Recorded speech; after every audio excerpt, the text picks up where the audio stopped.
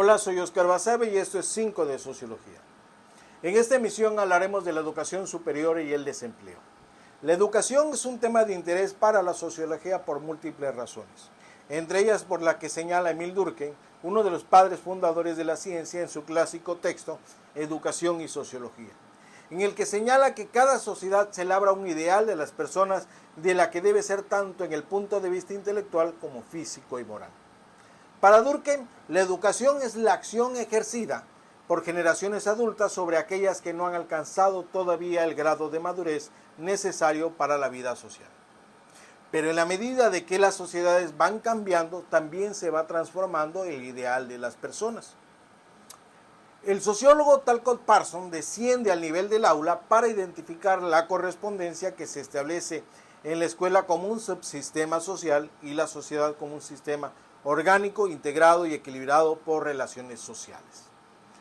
En el artículo La clase como sistema social, Parsons concede a la institución escolar las funciones de socialización y de diferenciación, claves para el equilibrio del sistema de relaciones sociales. Retomando los principios de la sociología de la educación de Emil Durkheim, la escuela será responsable de transmitir los valores de la cultura común y las normas que moldean la personalidad del individuo, necesarias para el desarrollo de los roles sociales que tendrá como adulto. Antes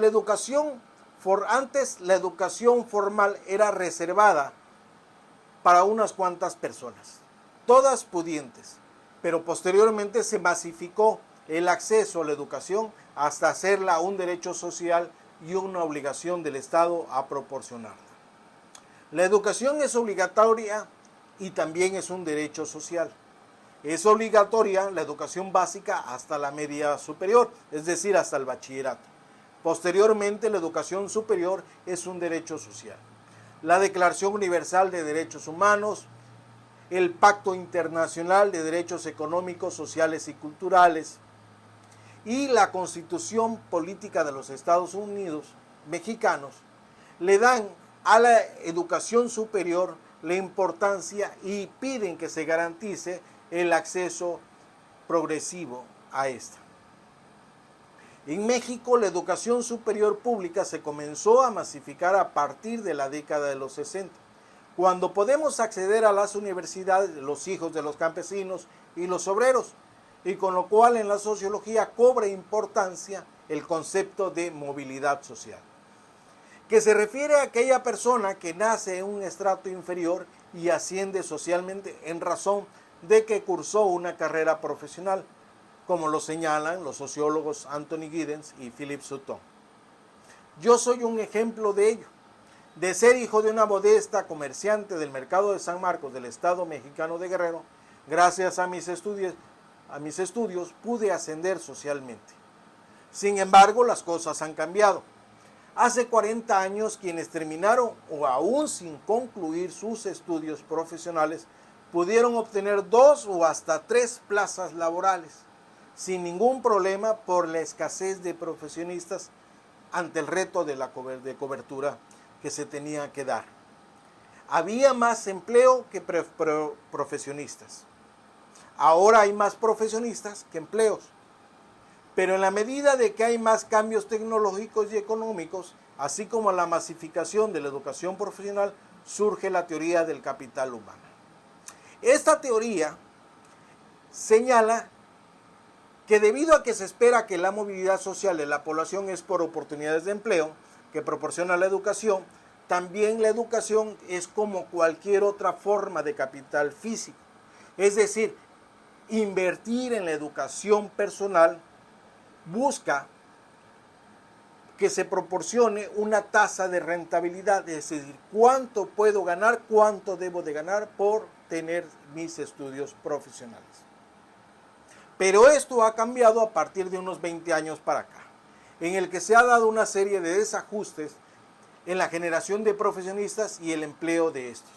El desajuste entre la oferta y la demanda de profesionistas en el mercado laboral se indican los informes del Observatorio Laboral de la Secretaría del Trabajo y de la Encuesta Nacional de Ocupación y Empleo que hace el INEGI, en el que se devela una mayor parte de los profesionistas que están subempleados o desempleados, o en empleos informales.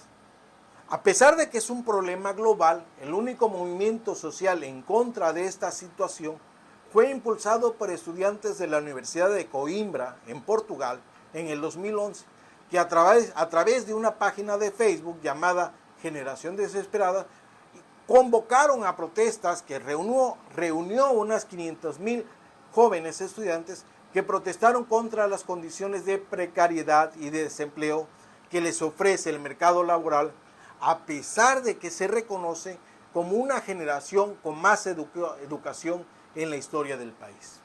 En México no ha ocurrido eso. Los únicos que se manifiestan anualmente en búsqueda de un empleo son los estudiantes de Ayotzinapa, como un derecho social a obtener un trabajo después de concluir sus estudios. El hecho de que los estudiantes mexicanos cursen 19 años de escuela, 3 de preescolar, 6 de primaria, 3 de secundaria, 3 de bachillerato y 4 de licenciatura para llegar al subempleo es un problema que no ha sido tomado como un problema colectivo, sino individual. A diferencia de los estudiantes portugueses que generaron su movilización en contra de la precariedad laboral de los profesionistas. Por esta razón y otra más es que la educación es un objeto de estudio de la sociología. Soy Oscar Basabe y esto fue 5 de Sociología. Siempre es un gusto saludarle y nos vemos en la próxima emisión.